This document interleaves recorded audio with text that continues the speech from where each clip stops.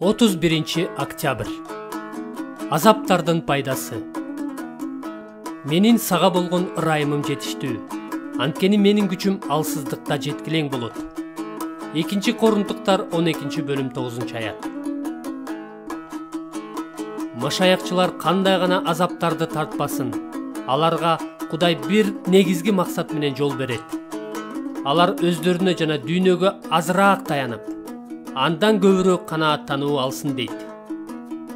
Мен бир да адамдын өмүрүмдөгү эң маанилүү сабактарды жашоо тынч жана жыргал болгон маалдарда үйрөнгөм деп айтканын уга элекмин.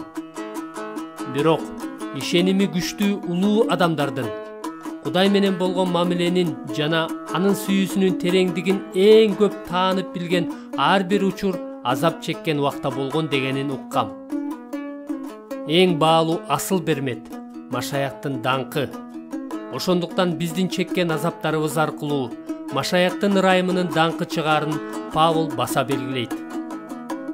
Башыбызга мүшкүл түшкөндө ага таянсак жана анын даңкына үмүттөнүүдөн келген кубанычыбыз туруктуу болсо, анда анын өз ырайымы жана күчү менен бизге толук канааттануу берген Кудай экени белгилүү болот. Жаныбыз жөлөнөр, таянар нерселеринин баарын жоготсо да, ага бекем таянгандан жазбасак, анда ал биз жоготкон бардык нерселерден артык экенин көрсөткөн болобуз.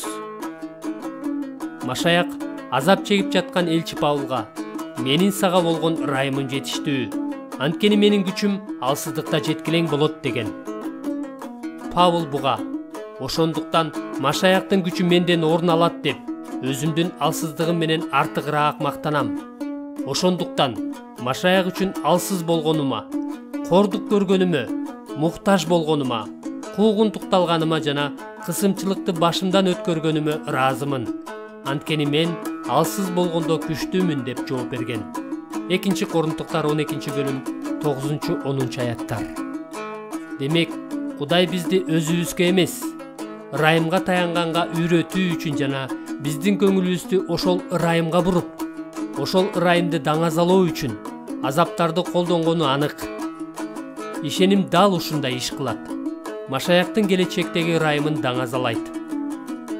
Кудайдагы өмүрдүн терең маанисин жана баркын азап чеккен маалдарда гана түшүнүп жете алабыз.